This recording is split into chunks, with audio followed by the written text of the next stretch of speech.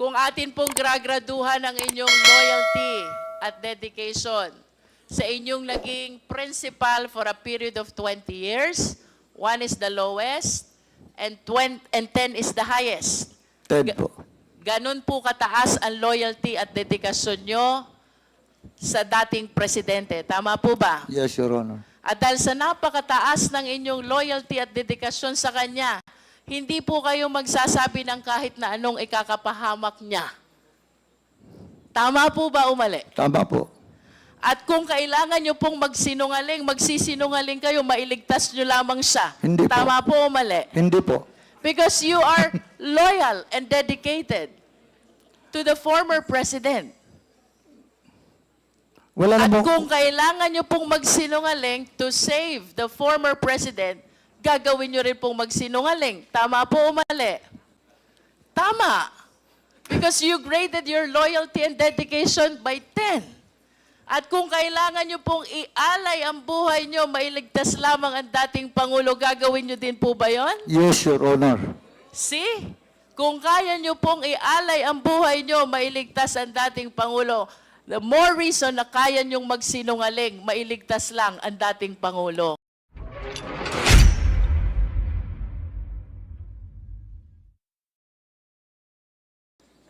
The former chief investigator, it's not the regional director. So please take note of the amendment. So the next interpolator is Congresswoman Jane K. Luistro. You have 10 minutes. Thank you, Mr. Chair. I was listening to our resource persons about the statistics as to the number of lawyers who were victim of EJK. Do we have statistics already with respect to the prosecutors and with respect to the judges? Or does this number include already the prosecutors and the judges? If I may, Your Honor, yes, the number already includes judges and prosecutors. Actually, just a clarification, while the NUPL reports that there were 59 lawyers killed, this number is qualified as lawyers were killed because of prima facie work-related, but there were actually 65 lawyers and judges killed during this period, Your Honor. And have we verified, Attorney Conti, whether this 59 or 63 lawyers, some are prosecutors and judges, were actually handling cases of dangerous drugs law? All of Yes. them? Not all of them, Your Honor.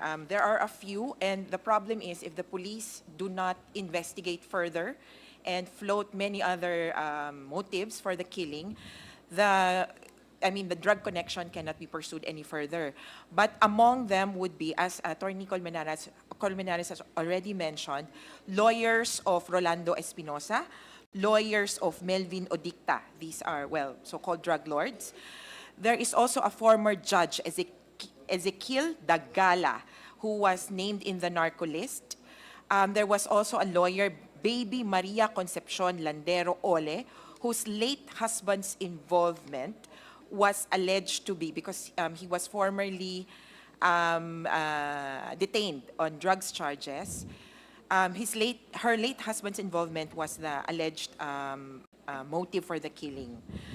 There was a prosecutor in the Parahinog case, Your Honor, Jeronimo Marabe Jr., and the judge in the same case, Judge Edmundo Pintac. These two were killed in the same because of their relation in the same In case. other words, Attorney Conti, can we say that generally these lawyers are handling or involved in dangerous drugs cases? Yes, Your Honor. I'm interested to know also about the outcome of the preliminary investigation of the total number of cases which are pending during the time with the prosecution, and the number of dangerous drugs cases which are pending in court during the time, particularly that is 2016 up to 2022. Do we have a data on this? Your Honor, unfortunately, that data would be available with the Office of the National Prosecution Service from the DOJ and the Supreme Court. I understand the Supreme Court had efforts to compile these numbers, including that of plea bargaining success rate. If the So, would you program be was- willing to help the Quadcom solicit this information from the Supreme Court? Because I honestly believe that this will help us understand and establish more what really happened during those times, particularly with respect to the war on drugs. Yes, Your Honor. Mr. Chair, I wish to proceed this time to SPO4 Sunny Buenaventura. Thank you, Attorney Conti. Your Honor, mayroon akong prepared opening statement. Pwede ko pang mabasa ito before answering your query or question. Mahaba ba yung Kuha lang po. Brief lang po. pwede bang malaman kung tungkol saan yung iyong opening statement, Mr. Yung Buenaventura?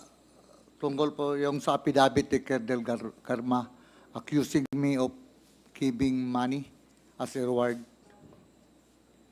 What is the pleasure of the body? Would we allow Mr. Buenaventura to deliver his opening statement with regards to, I believe it is his answer to the accusations by Colonel Garma, tama? Sige po. What is the pleasure of the body? In the spirit of fair play, Mr. Chair, I think we should, but just short. Okay, It is short, Your please Honor. make it short. Mr. Chairman, He has already, you have taken your oath, correct? Yes, Your Honor. Mr. Chairman, anyway, I don't have any argument with regards to the reading of the prepared statement of Ms. SPO for Sunny Buenaventura. But next time, to all those resource person, dapat po, papadala niyo po mas maaga dito. That's the protocol that being established in this committee. Thank you, Mr. Chairman.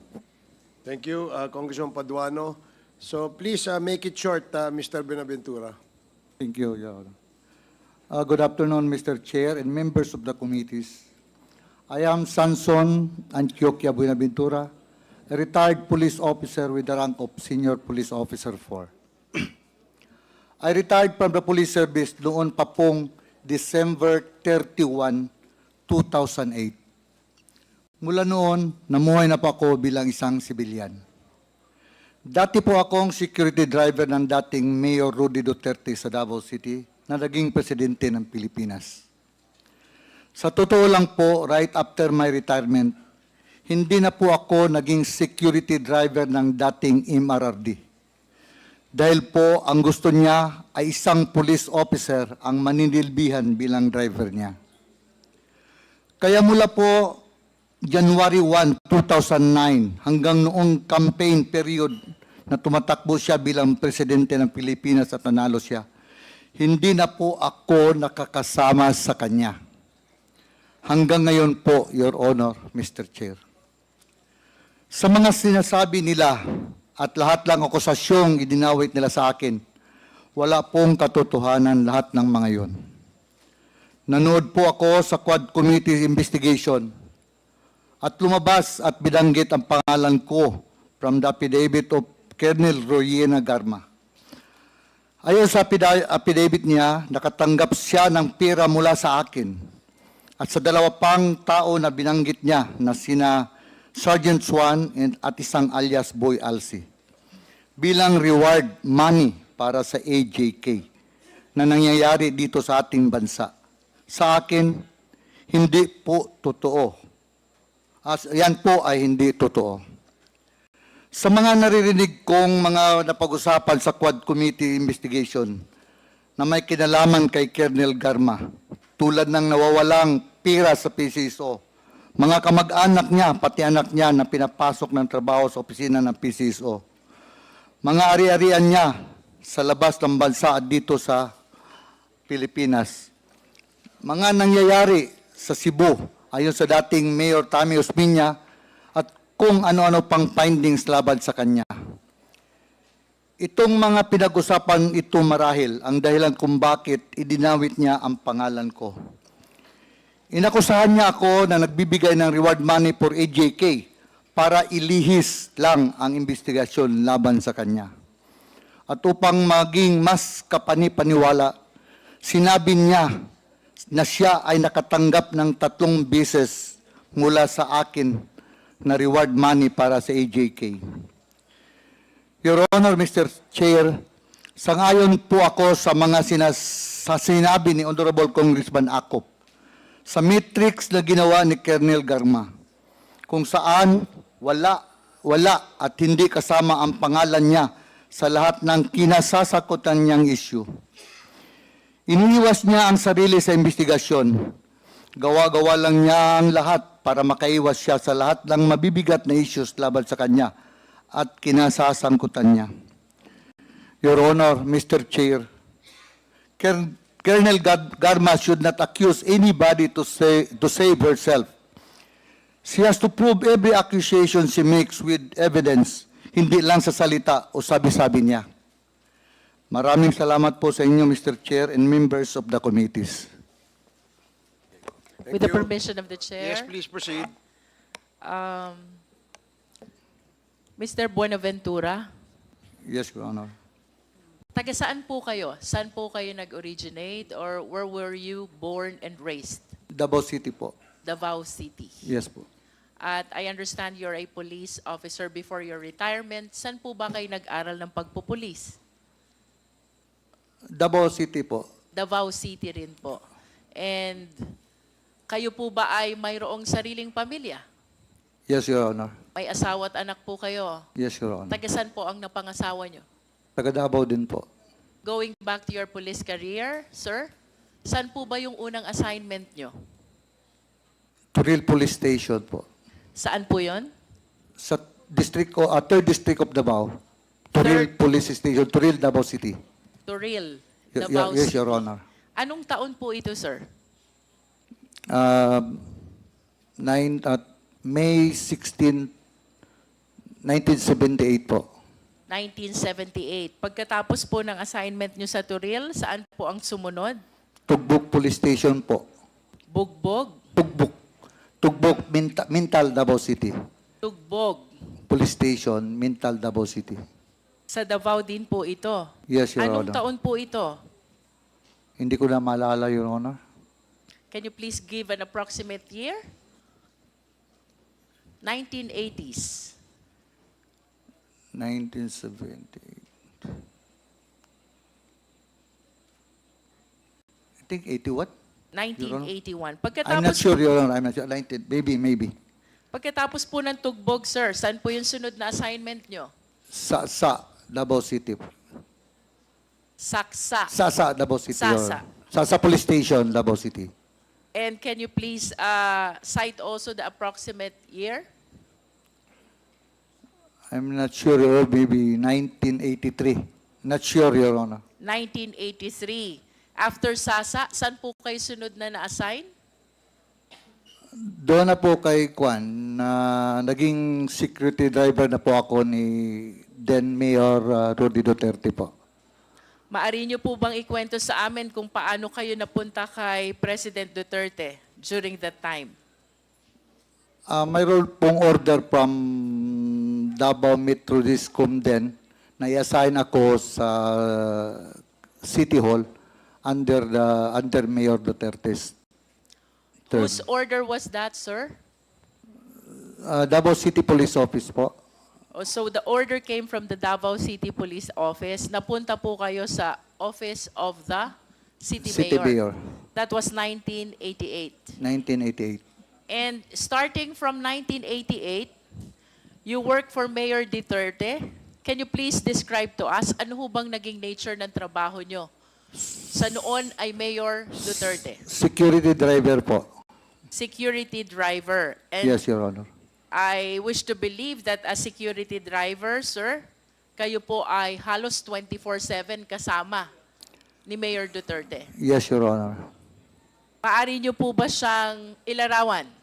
Anong klase po bang principal or VIP si Mayor Duterte? Simula nung 1988 hanggang 2008, kung saan kayo po'y nagtrabaho bilang driver security. Para sa akin po, mabait po si Mayor Duterte. And can you please share some incidents kung paano nyo po na-conclude na mabait si Mayor Duterte. This is 20 long years and I am sure marami ho kayong pwedeng ibahagi sa amin. Ano po yung personal nyong experience? Why you are saying mabait na principal si Mayor Duterte? Ganito po, minsan, kung gabi magkuhan kami, magpatrol, may madaanan kaming tao, tanungin niya kung saan ka mag-uwi. We out in the morning. Tapos sabi niya, pakilala siya, Mayor Duterte, saan kayo mag-uwi? Para hindi daw matakot. Sabi niya sa Santa Cruz, Mayor, outside Davao City. May dalang bata, may dalang anak niya, 3. Husband, wife, at saka yung anak nila na maliit. Sinabihan ni Mayor yung backup, ihatid niyo sa Santa Cruz, Davao del Sur. So, inihatid nila.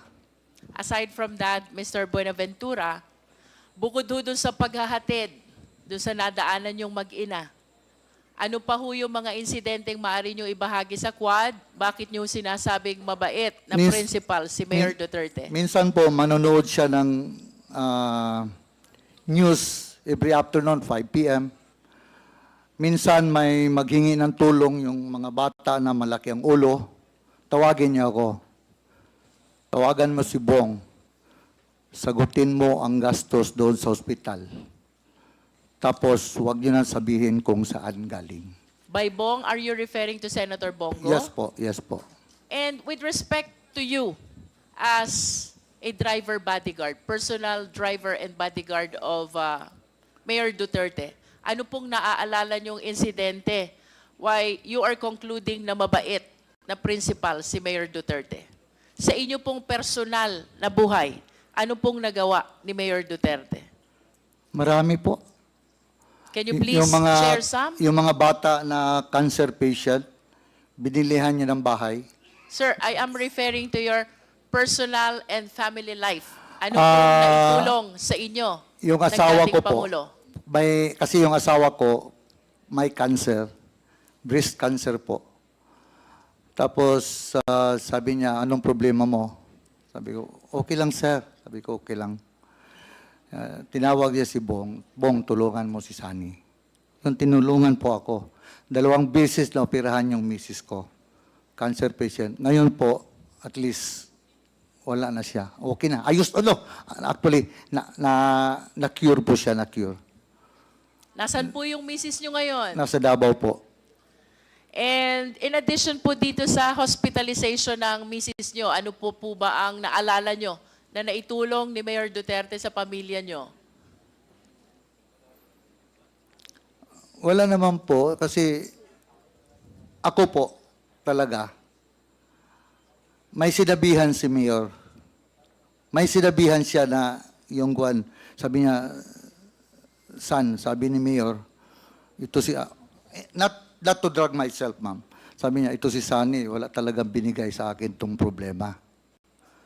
Tinutulungan pa ako. Kasi hindi kasi ako nagakuan sa kanya, sir, ganito problema ko, sir, ganito problema ko, sir, bahay. Wala po, wala talaga.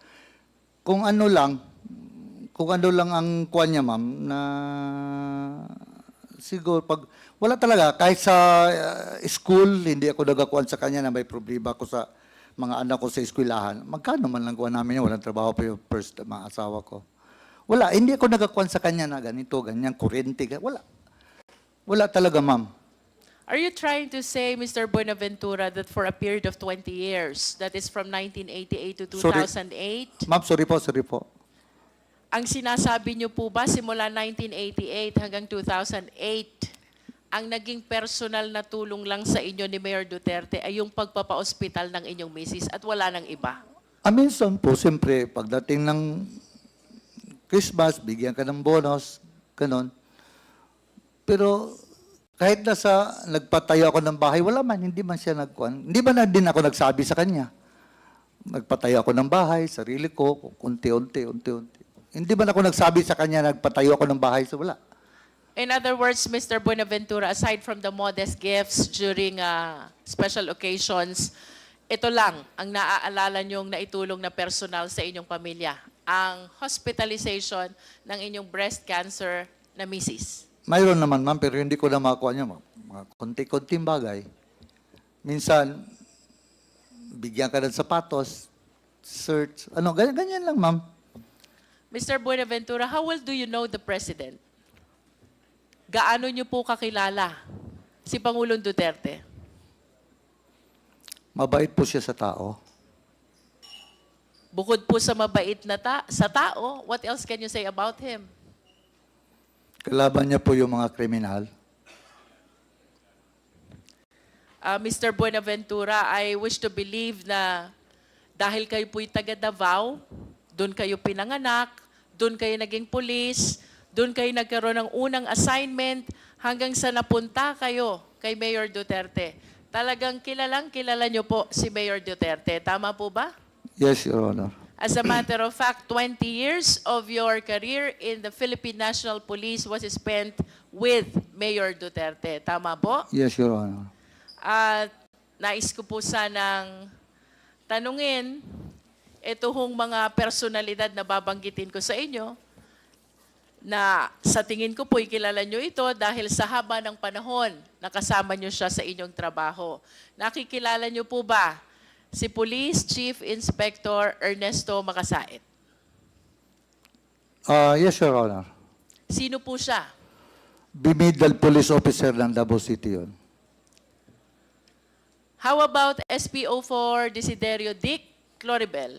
Yes, Your Honor. Kapwa pulis ko po.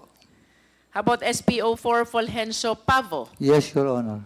SPO4 Bienvenido Laud? Yes, Your Honor. SPO3 Jeremias Baguhin? Yes, Your Honor. SPO2 Teodoro Pagidobon? Yes, Your Honor. And PO1 June Naresma? Yes, Your Honor. Would you confirm with us na ito pong mga police na nakikilala nyo ay miyembro ng Anti-Crime Task Force ng Davao City Police during the time of Mayor Duterte? Headed by Colonel Makasait, Your Honor. Yes. I will be proceeding to the next batch of police officers, Mr. Buenaventura. Nakikilala niyo po ba si SPO3 Reynaldo Capute? Yes, Your Honor. How about SPO3 Simplicio Capute? Simplicio. Simplicio Capute. Simplicio Caputi, wala po.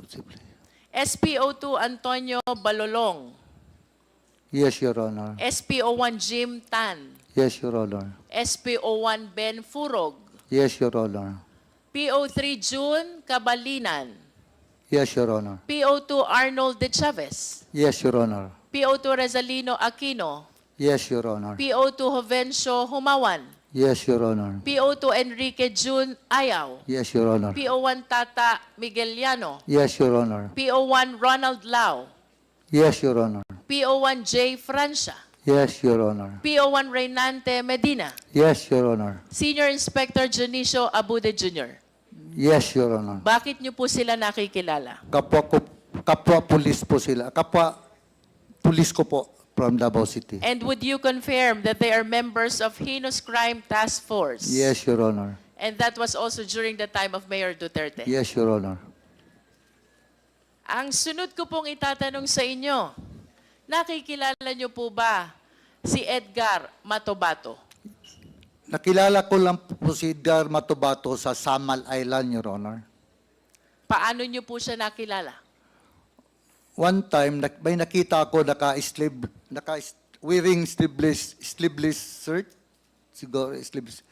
Nakita ko, may tao kasi, siyempre, pulis ako, may nakita akong tao naka-sleeveless, naglakad, na naka-holster ng 45, at pumunta siya sa isang sasakyan na yung owner-type jeep. Mayroon yan siyang owner-type jeep. Paglingon ko, mayroon siyang M14. Napatanong ako sa ibang tao, sino yan? Yan si Edgar Matobato, tauhan ni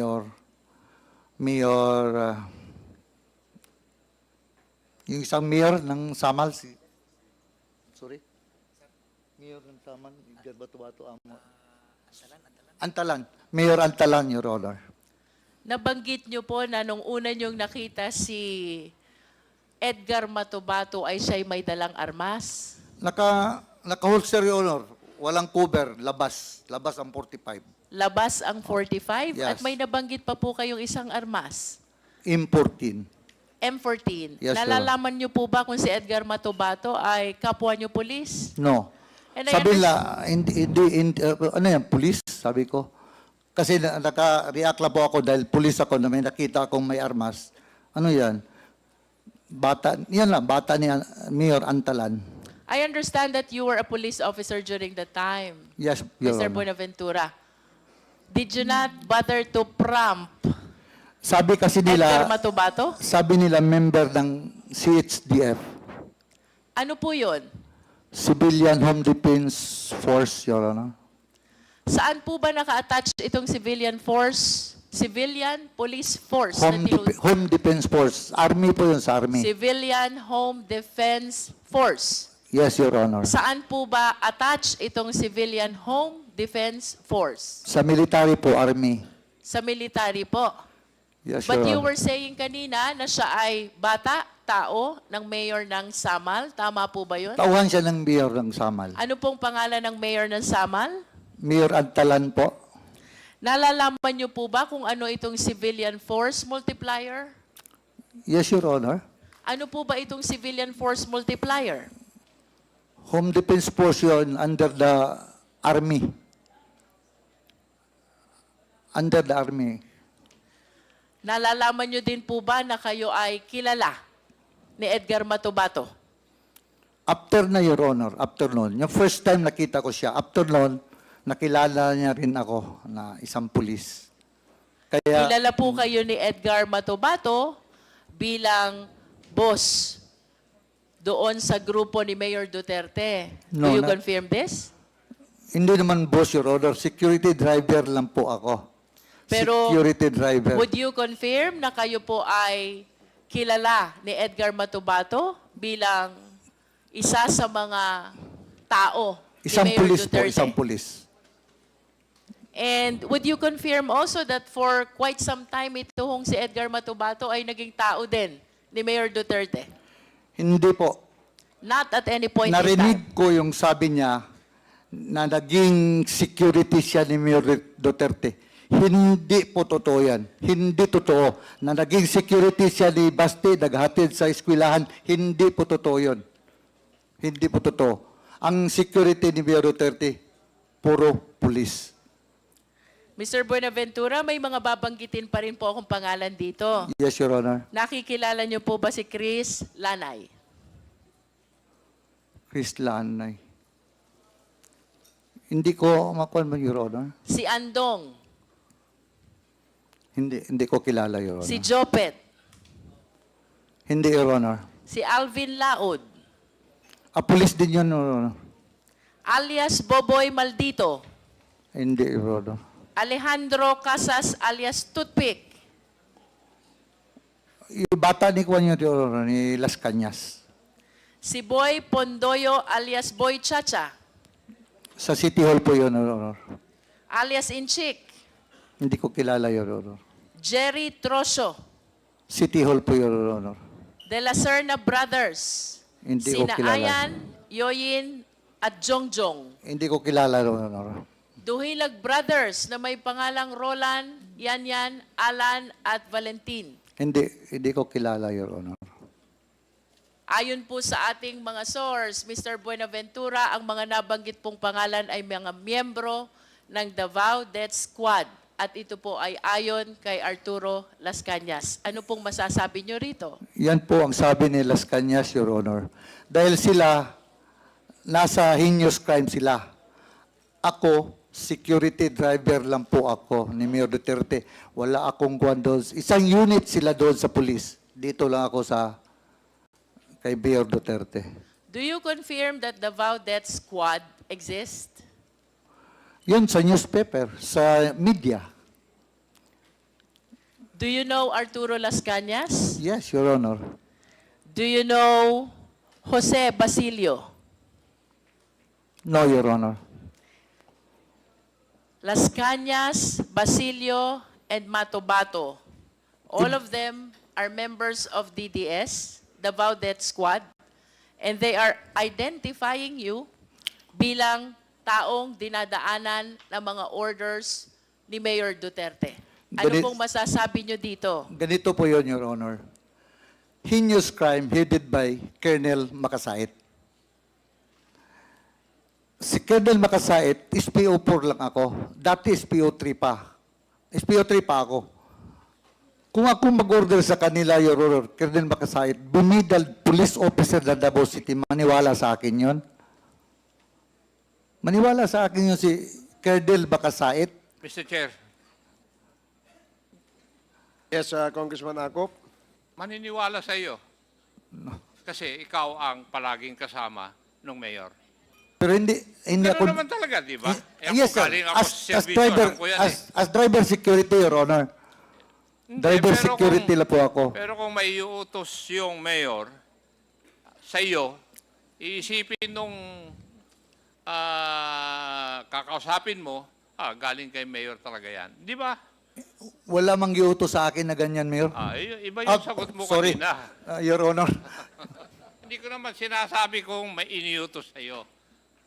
Yeah. Pero yung sinabi mo na hindi pwedeng sumunod si Major Makasait sa iyo, susunod yon dahil ikaw ay driver bodyguard ni Mayor. Kalakaran yon, di ba? Maski naman sa serbisyo, ganun eh. Di ba? Pares tayong galing sa serbisyo, kaya alam ko yan. Kaya huwag mong sagutin si Honorable Luis Ron ng ganun. Ang tamang sagot mo, hindi naman ako inutusan ni Mayor. Di ba? Mr. Benaventura? Yes, Your Honor. Yes. Thank you, Mr. Chair. Mr. Buenaventura, sino po si Superman? Hindi nyo rin po ba alam? Yun ang call sign ni Mayor. Doon may radyo pa kami. Superman. At least you confirm Yes, Your Honor. that Superman is Mayor Duterte. Yun ang call sign niya sa radio. Yes, and he is actually called Superman by DDS. Do you confirm that? I do not know, ma'am. I do not know. Hindi Sa niyo amin po lang yun, alam? ma'am, sa radio. Sa radio, ma'am. Yan ang call sign niya sa radio. Sa amin yun. Everybody in DDS call Mayor Duterte as Superman. Sino pong DDS, ma'am? Mr. Buenaventura, Yes, Your Honor. are you not confirming to the Quadcom the existence of the Davao Death Squad? Narinig ko lang yan, ma'am, dahil ang nagbigay ng pangalan yan is media. Did you watch the Senate investigation where the President appeared? Yes, Your Honor. And did you watch him confirm that there is Davao Death Squad? Siya po, Your Honor. Yes, Siya po ang may sabi. did you watch him confirm? Yes. Napanood niyo po ba yon? Yes. And napanood niyo din po bang sinabi niya na si Senator Bato ay kasama doon sa Davao Death Squad? Narinig ko po, Your Honor. And of course, you've heard already that Las Cañas is also confirming that there is Davao Death Squad. Sa kanya, si Arturo Las Cañas po ang may sabi din sa kanya. Yes, and even Matobato is confirming that there is Davao Death Squad. Matubato. Yes, Your Honor. And even Jose Basilio is confirming that there is Davao Death Squad. Basilio, I do not know Basilio, Your Honor. But of all the names that I have mentioned, I hope you realize that the President himself confirms the existence of the Davao Death Squad, and you are denying the Davao Death Squad. I did not, Your Honor. Narinig ko lang, Your Honor. I am not answerable for Presidente, Your Honor. Yes, but you are with the President since 1988 to 2008, Yes, and Your I am inclined to believe that you know almost all the activities of the President. Tama po ba ako? Hindi lahat. And when the President say that he confirms that there is the Davao Death Squad, then it means that there is really the Davao Death Squad. And if you deny that, then somebody is telling a lie. If the President confirms this already, I do not understand why you keep on denying the Davao Death Squad. Sa akin po, Your Honor, narinig ko lang. So, kung nagsabi ang Presidente, narinig ko sa kanya. Before I end my interpellation, Mr. Chair, may I request the Secretariat to please flash the two pictures of the President with Mr. Buenaventura.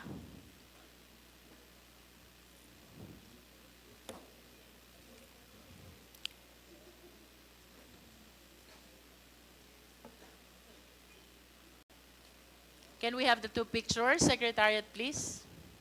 This is only to bolster the fact that Mr. Buenaventura has been with the President since 1988 up to 2008. And for 20 years that he was working with President Duterte, then Mayor Duterte of Davao City. I wish to submit, Mr. Chair, that he is aware of all the activities then of Mayor Duterte.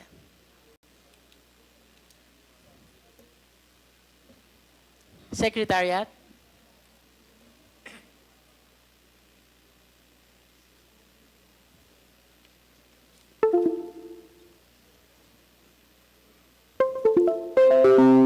For my last question, Mr. Buenaventura, ang sabi niyo po kanina, mabait si Mayor Duterte. You confirm that? Yes, Your Honor.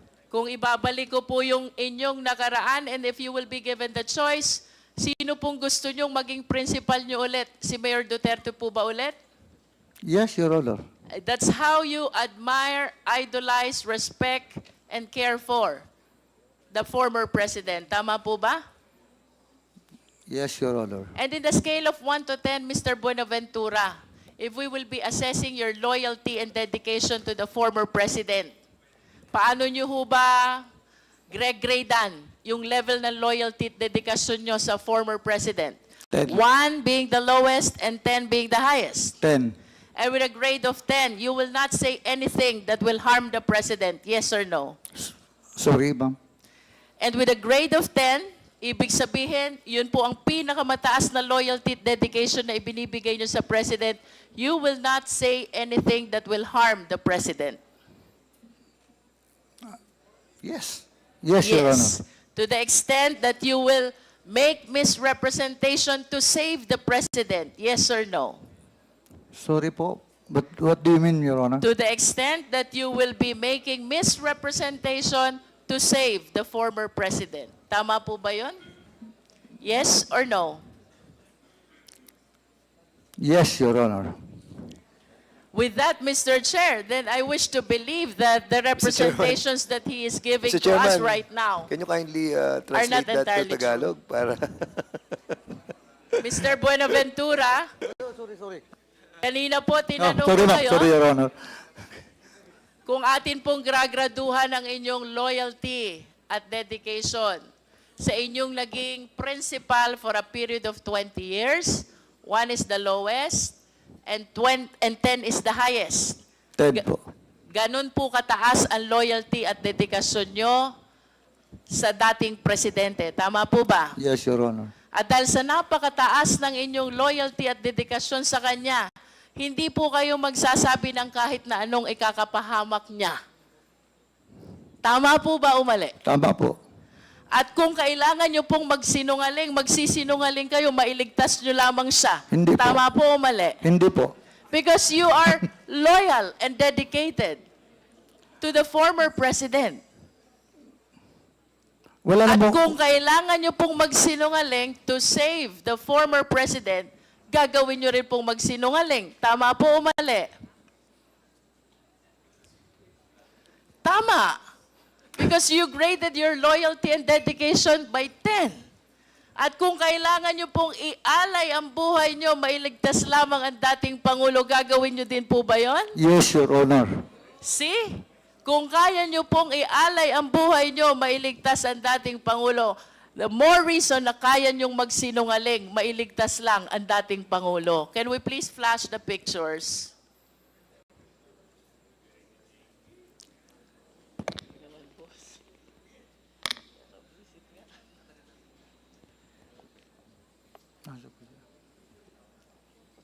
Next picture, please.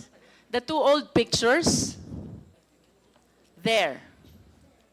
Maaari niyo po bang ituro sa amin dyan? Sino po ba kayo dyan? Yung nakatindig po, nakaputi. Yun pong nakatayong nakaputi. Yes, Your Honor. Sino po yung may bilog doon sa gitna? Si dati presidente po. At sino naman po yung mga kasama ninyo sa picture? Taga-media po. Taga-media.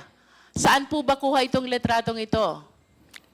Sa kuwan po, sa Turil, yung masalang Eden Bayabas po, hindi pa yon, wala pa yung, Mga anong taon po ba kuha itong litratong ito? hindi ko lang maalala. Hindi ko lang maalala, Your Honor. Approximate year lang po. Perhaps you can base it on the looks of the former president. Batang-bata pa po siya dito. If you started in 1988, Early 90s, Your Honor. early 90s, so mayor na po si President Duterte during that time. Yes, Your Honor. As early as then, gano'n na po kayo ka-close dito sa ating dating Pangulo, no? Kasi kahit mga media ang kasama, kayo pa rin ang kasama niya. Tama po ba? Ako kasi ang security driver, Your Is Honor. Turil outside Davao City? Within Davao City, Within Your Honor. Davao City. Can we flash the next picture, please? Sino po kayo dito, Mr. Buenaventura? Wala po ako dyan, ma'am. Wala po kayo. Sino po yung may bilog na naka-shades? Hindi po ako yan, ma'am. Sino nga po? Yung may bilog na naka-shades, if you can identify him. Nakikilala niyo po ba siya? Hindi po, hindi po. I think nakikilala ko po siya. He's the former president. Tama po ba? Ay, yung isa, ma'am. Yung dalawa kasi nakabilog, ma'am. Yung isa, ma'am, hindi ko kilala. Itong isa, ma'am, kilala ko. He's the former president. At ito pong nasa bandang kaliwa, sino po ba yon? Hindi ko kilala yan, ma'am. Hindi niyo po nakikilala. Yun pong nasa likod. Ay, hindi po. Hindi niyo rin po kilala. But at least the first picture, Mr. Chair, shows that as early as 1990s, Mr. Buenaventura is already with the President, and having spent 10 years of his police career with the President during the time as mayor of Davao City, I wish to believe that he has given so much loyalty and dedication to the President, as proven by his recent answers. Ang sabi po niya, kung kailangan niyang ialay ang buhay niya to save the President, gagawin niya. At kung kailangan niyang magsinungaling to save the President, magsisinungaling siya. I submit, Mr. Chair. Thank you, Congresswoman